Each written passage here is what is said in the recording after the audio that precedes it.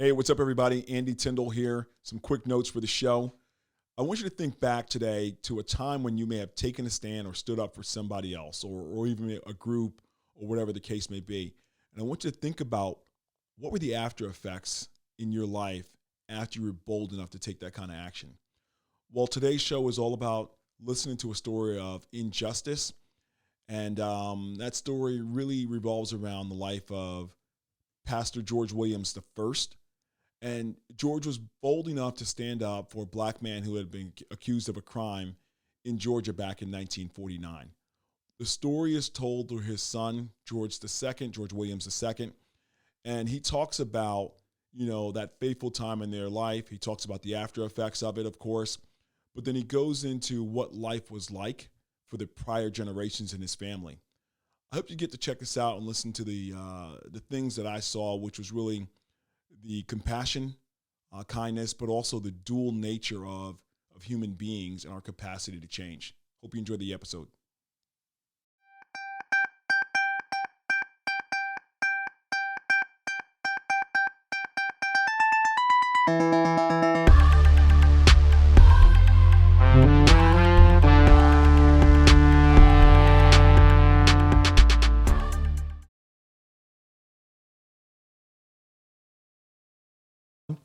Hey folks, welcome to the Human Side of Greatness podcast. I'm your host, Andy Tyndall. Today's show takes us back to 1949 in a town in rural Georgia where there was a black man accused of raping a white woman. Now, that black man was set to be tried and probably convicted based on the times that he was living in back then. But there was one person who spoke up about the injustice that was going on. And that was a preacher by the name of George Williams. Now, George preached a sermon that day of civil rights and injustice, really focusing on the fact that every human being has a right to be counted as innocent until proven guilty. Well, within 24 hours, George and his family faced a mob of white people outside of their home burning a cross. Well, they fled that town 6 months later and moved to Utah. Now, I know that story sounds common for some folks from the standpoint of the South back in those days. But the uncommon part about this story is that George and his family were white. And so to tell this story to all of our listeners and share the stories with our listeners is George's son, George II, George Williams II. And George comes to us today from a great town in Hawaii called Waianae. And what you'll find with George is that he's a retired professor who has really focused on uplifting the culture out there to still continue to pursue justice and civil rights for everyone that he comes in contact with. George, welcome to the show. Andy, it's really a privilege to be on your program. I want to honor my father and what he did in 1949, and my spiritual father, who served in another way to help me understand better international justice and religious toleration and acceptance that have become part of my life. That incident that you mentioned, I can close my eyes and I can see that evening. Dad had preached that sermon. I thought it was what we had learned in school, what we'd learned in church. That it's an American's duty to be a juror that finds someone innocent unless they're proven guilty, and a Christian's duty to be committed to truth and justice. It sounded like such a simple sermon. That evening, there was a noise outside, and I was the one that opened the door. I can see off a little bit to my left It was a bonfire, and straight ahead from the parsonage door, a fiery cross was ablaze, and there was a mob out there. And my father grabbed me by the shoulder, called my mother, sent my brother and me and our baby sister, who was a couple of months old, to the back bedroom. And then he went outside and dealt with the mob. And within 6 months, we were gone from the South. And my dad had a funny explanation that God had now called him to be a home missionary to the Mormons. And I think the Southern Baptist Convention forked up about $1,000 a year for him to do that. Well, that meant that he not only had to do the church duties, but also at least two part-time jobs to live there. So our life changed dramatically. What was life like before that day? Wow. There was something odd because my father came back from the Second World War, where he had been a chaplain, and it was called the Army Air Force at that time, and he was in the India, Burma, China sector, basically in Karachi, which is now Pakistan. And he saw all kind of service and death, but he also saw a lot of injustice and discrimination. We returned to the South after the Second World War. We did a couple of Army bases as they let him go from being a chaplain in the Second World War. And we first went to Virginia, in the coal country in the far western part of Virginia, and then to the deep South, where my grandparents were in Alabama, but as close as we could get was Thomaston, Georgia. And we were really privileged. Out there in rural Georgia, the Southern Baptist preacher was one of the number one people, and we were his kids. And so being a preacher's son was a position of prestige. But my father was a builder, so we went from one little church to another, building a parsonage or repairing a church. And so one of my first memories is living in a really beat up cabin where he was doing the parsonage, actually building a brand new one at Shiloh Baptist Church outside of Thomaston. And we were living next door to a Black family. And for the 6 months that we were there, my best friend was the oldest member of the children of the Black family.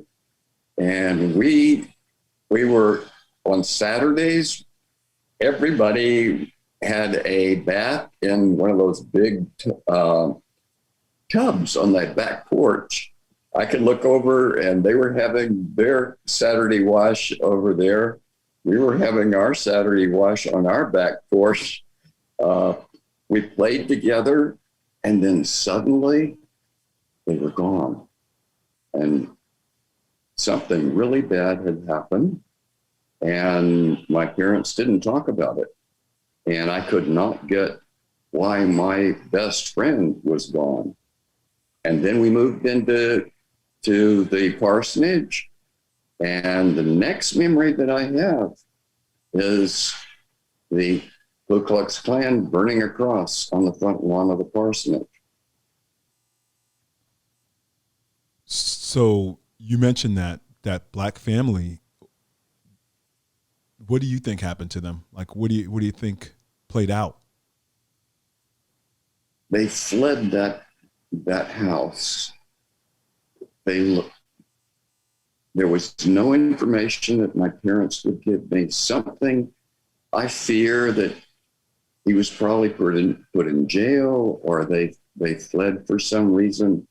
They were sharecroppers, and not good things were happening then. I actually picked cotton with them one day, and my hands were bloody. I could not believe. My dad wanted me to know how hard their life was. So, George, you're telling me that you picked cotton as a kid? It was cotton country, yes. Wow. Okay. That next county over was peanut country, Plains, Georgia. Wow. So, all right. So your dad preaches this sermon. Where does that come from? Like, what inside him made him, I guess, get focused and have the audacity, to stand up for someone that was accused? I think it comes from a number of places. One, he was really committed to the vision of Christianity in the Sermon on the Mount, and he preached that constantly. He saw the minister as a servant, and also a servant of justice. And so his time in the military, he justified that as a Christian, that it was a Christian's duty to bring justice and truth to the world. Now, that there is some dissonance there,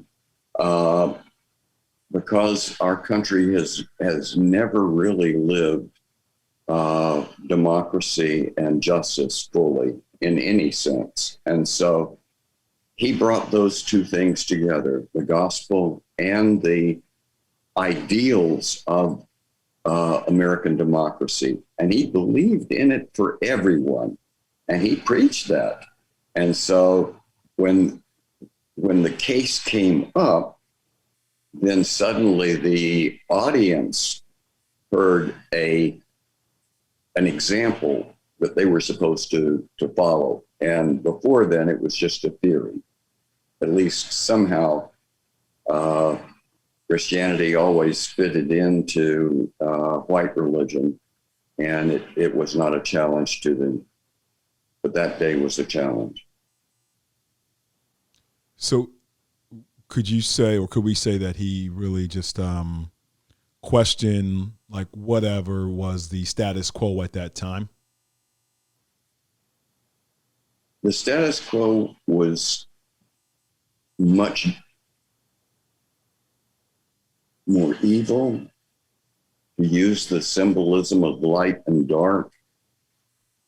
It was very dark, and there were closets in every house. There was a closet in my house too, and I would not find it out until my senior year in college, when I saw my grandfather for the next to last time. They came out to visit us in Arizona, where we moved after Utah. And I interviewed my grandfather. And this is something that was shocking beyond belief. I had pictured my grandfather as this wonderful elder in the Methodist Church. There didn't seem to be an evil aspect to his life. And as I interviewed him, I ended on the last question about his life. What was the most proud thing in your life that you did? And he said, at 16, I was with a group. The sheriff had grabbed someone that was accused of either murder or rape. I don't remember which of the two because of the similarity with the situation in 1949. But at 16, my grandfather bragged that the man was chained to a fence. They'd stacked lumber all around, and he threw the first torch on that pile of lumber. And I was so shocked. I could not really believe that our family could have ever been a part of that. So that means that if my father even had a glimpse of that, but he came out of that society, those were the times when there was no Black justice, and there could be killings. Oh, we're not really out of that yet, are we? Not really. No, not at all. No, we are not. And this is one of the things that my mother and father, when we were in Utah, they were constantly reminding us we needed to be on the side of justice.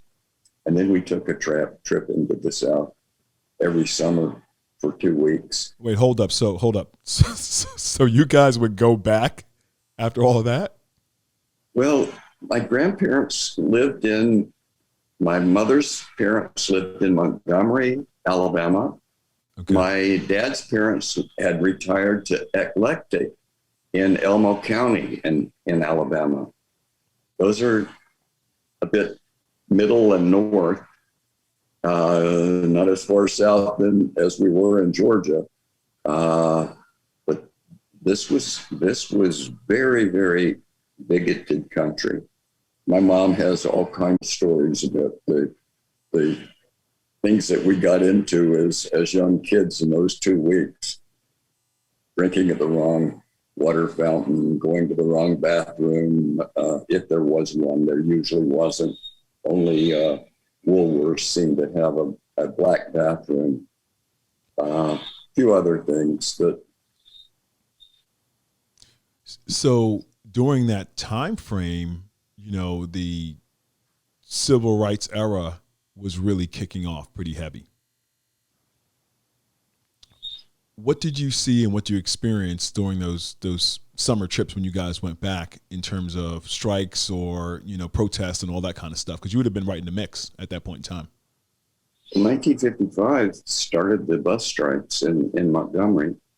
And we got introduced to that by going to the back of the bus and being told very pointedly by whites in the front of the bus that we were not to sit back there, but that was only for Black people. They didn't use that term. I won't use. I had my mouth washed out one time for saying damn. If I had really wanted to have my mouth washed out, I would have said something derogatory about Black people. My parents were very strict about that, and I'm very, very proud of that stand they took. One other story, Andy, and this one I cannot verify, but my mom told it over and over again. Okay. My brother and I were leaving, I think it was Macy's, but I don't know that Macy's was in the South at that time, but it was the biggest department store in Montgomery. And as we got to the door, a Black woman with an elderly Black woman with some packages in her hand was coming toward us. And we opened the door and stood there for her. And she hesitated. And then our mom was waiting outside. And when she stepped out, she thanked our mother for raising children that were so respective. That has all kind of levels to that story. Because it's unheard of.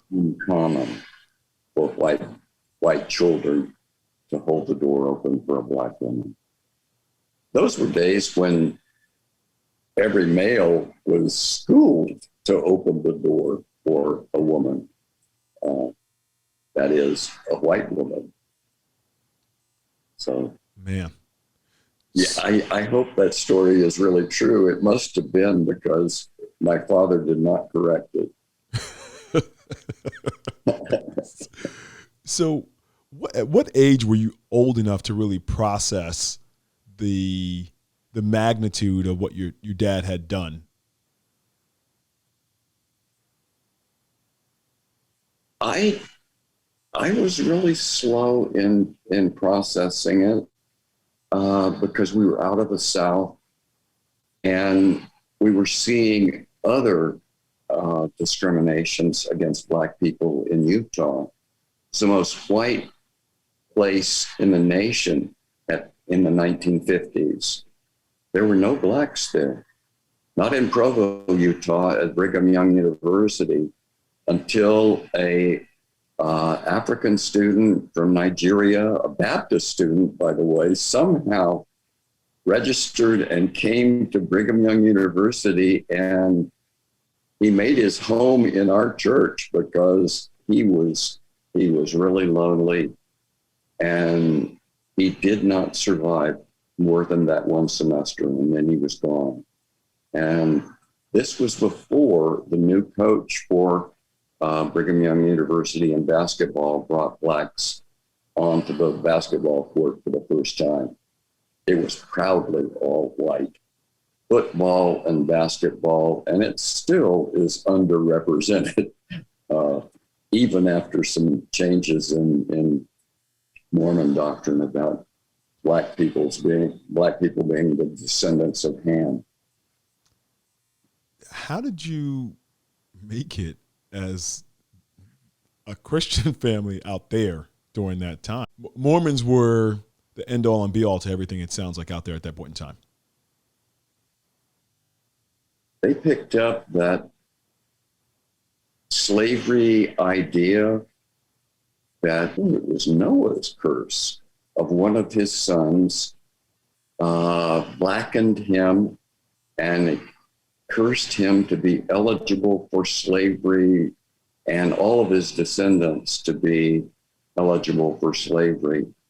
And that was picked up in the South as part of the justification of keeping every Black person a slave. And so that was preached in the South, and that was preached in Utah as well.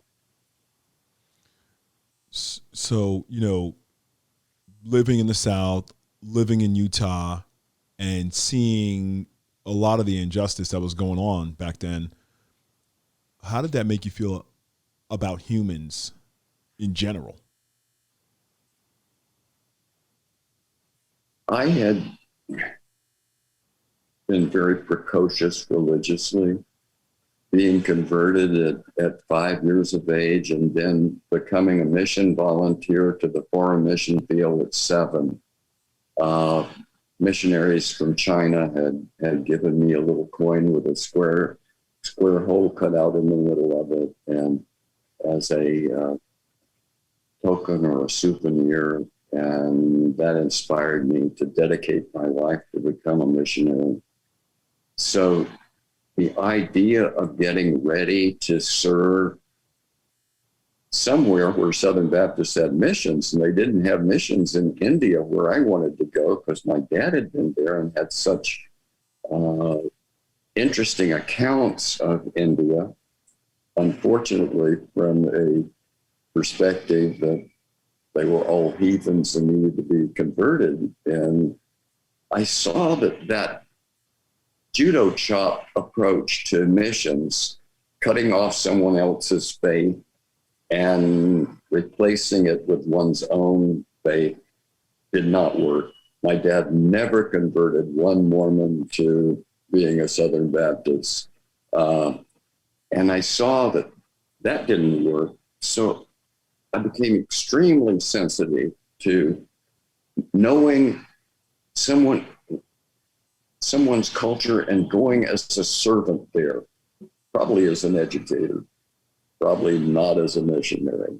And so by the time I got to seminary, I had pretty much thought through all kinds of things about race and colonialism and the failures of living our ideals of democracy. And so that would be, in a sense, my father's heritage, which was kind of a small one in a way, because it affected both me and my brother and sister deeply. My brother is actually the real descendant of my father's legacy. One of the things that he did in Denver, Colorado, was set up a clinic down in the poverty area in Denver. And he lived in a salt and pepper neighborhood in Denver.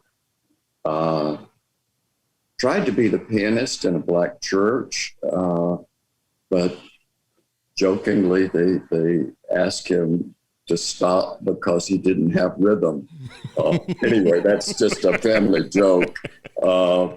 They loved him, and he really exemplified what my parents taught us. So for you, you're in Hawaii right now. Like, how do you get out of Utah and make it to Hawaii? Like, what was your work and your field that took you around the country and back that ultimately had you end up in Hawaii? There's so many things that happened along the way. I taught comparative religion.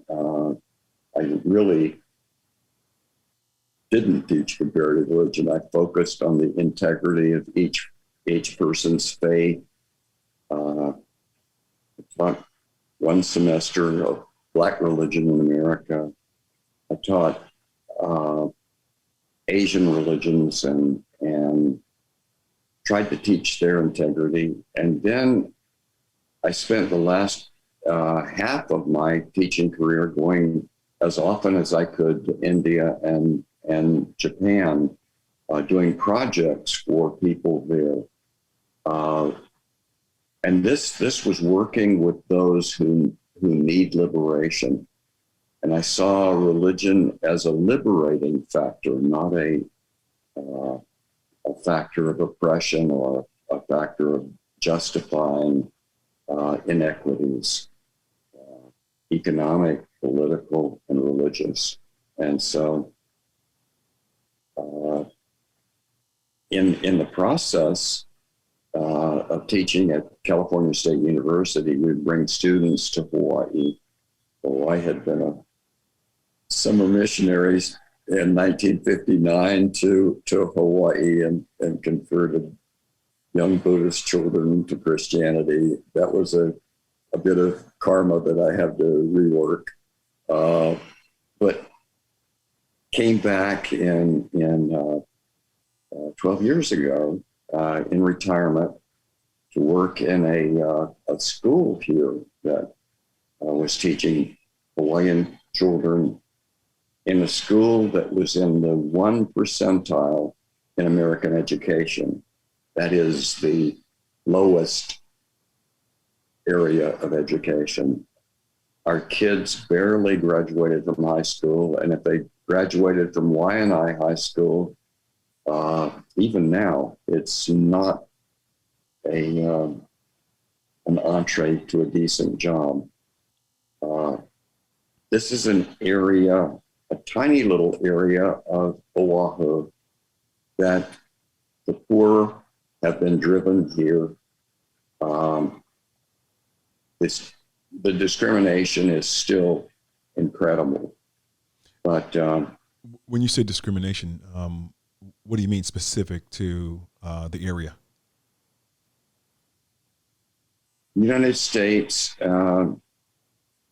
needed Hawaii as a refueling place in its war against Spain.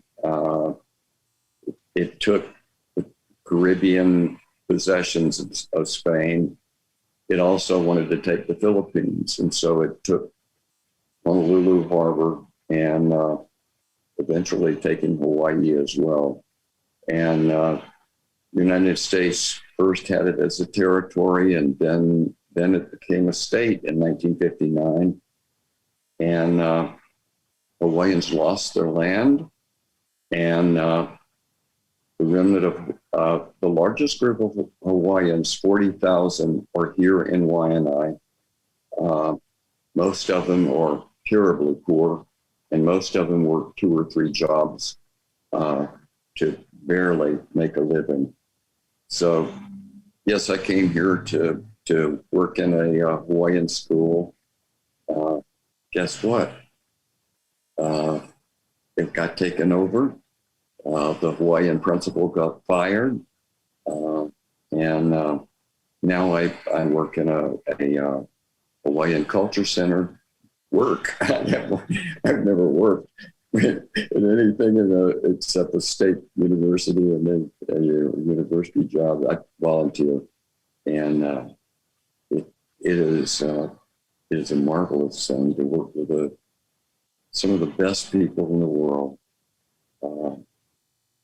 40% of them have spent at least 6 months in the county prison, usually for a traffic ticket or failing to go to court, and so, yeah, I came here to be a servant, to help enable, and I feel like I'm at the same level of failure my father, because you don't leave a big footprint in the sand when the water keeps coming over the sand and washing everything away. Well, the great thing there is that your dad made an impact.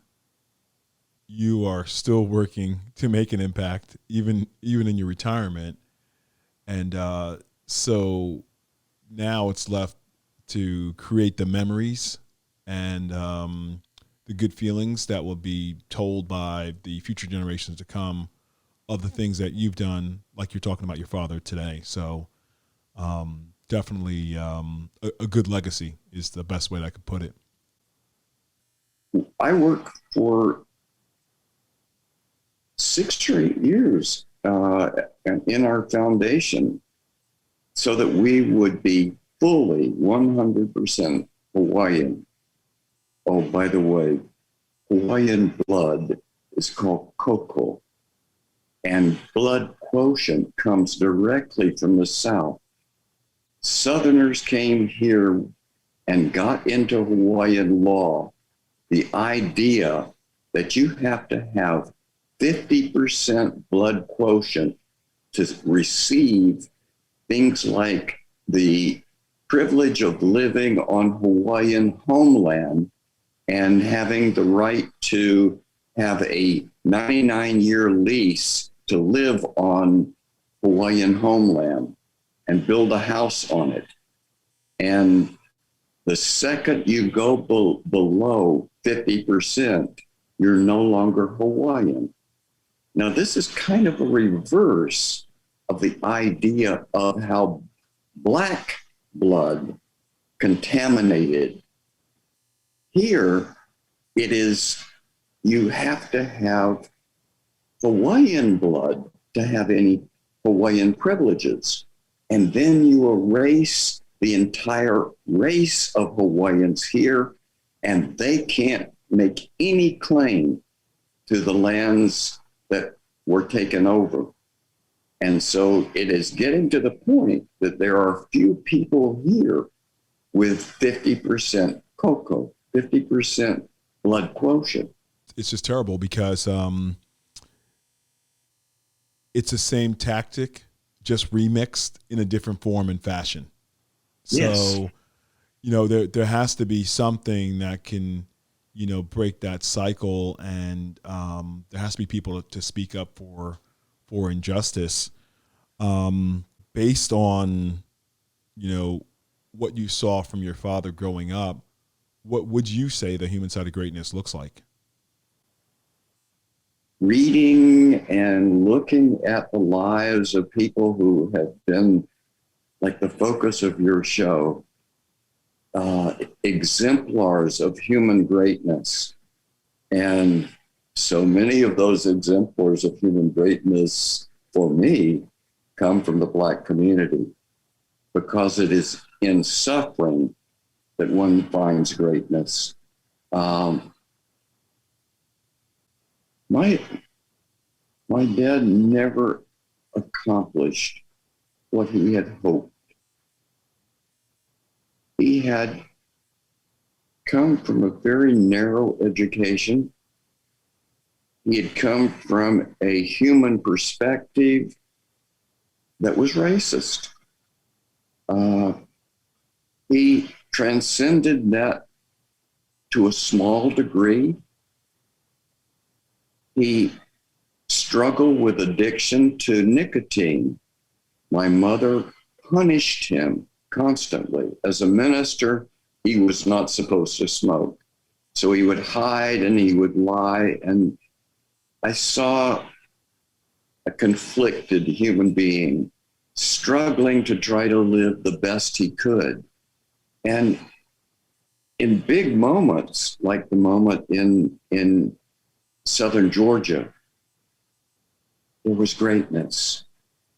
In the small moments, there was struggle, a humanness that was also a witness to us that we're going to fail probably a lot in life. And it was my spiritual father in Japan that I met only 30 years ago, actually. He's been dead 20 years.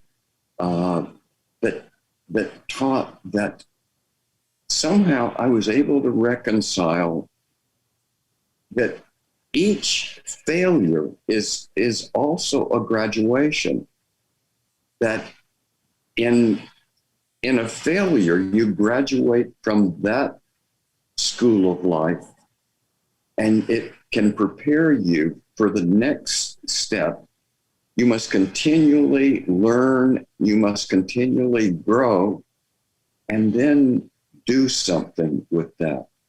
And I think my father didn't have many opportunities to do something, but he did live a beautiful life in the confines of that. I think I'm kind of caught in that too. I see my brother and sister have done great things in honor of the heritage that came out of this racism and bigotry that was in our background, deeply in our background. But it also made us sensitive to the tribal and herd nature of Homo sapiens. We really are struggling, as Ima Oko, the Japanese sensei, would say, we're struggling to become human.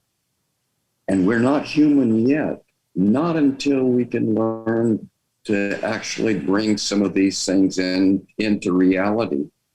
So that's my struggle, Andy, struggling to try and do something that in all of the failures of life and the shortcomings, maybe being able to keep a heritage of trying to be human and trying to live the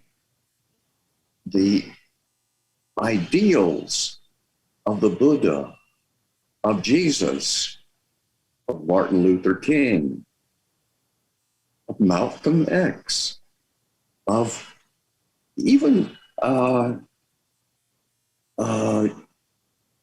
W.E.B. Du Bois. All of these great people of the past have had a vision whether they got to actualize it is part of our tragedy of Homo sapiens. We haven't become good humans yet. And we're on the verge of another big failure, but that's climate change and those kinds of things. We really need to follow your lead and find what can make humans great.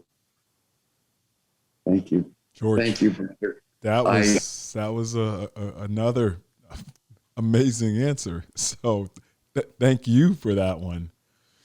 So we always close out with a quote.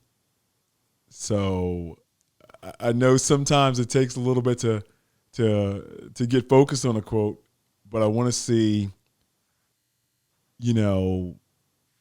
based on everything you've told me in terms of how your family has been, how you live your life, I want to see if there's something that's meaningful to you in terms of a quote that the listeners can really grab onto.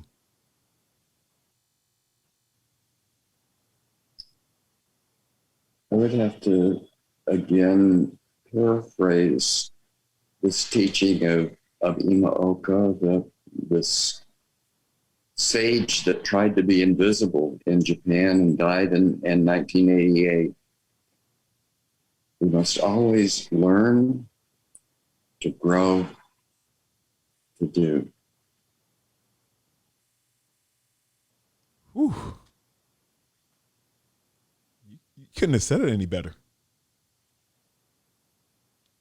George,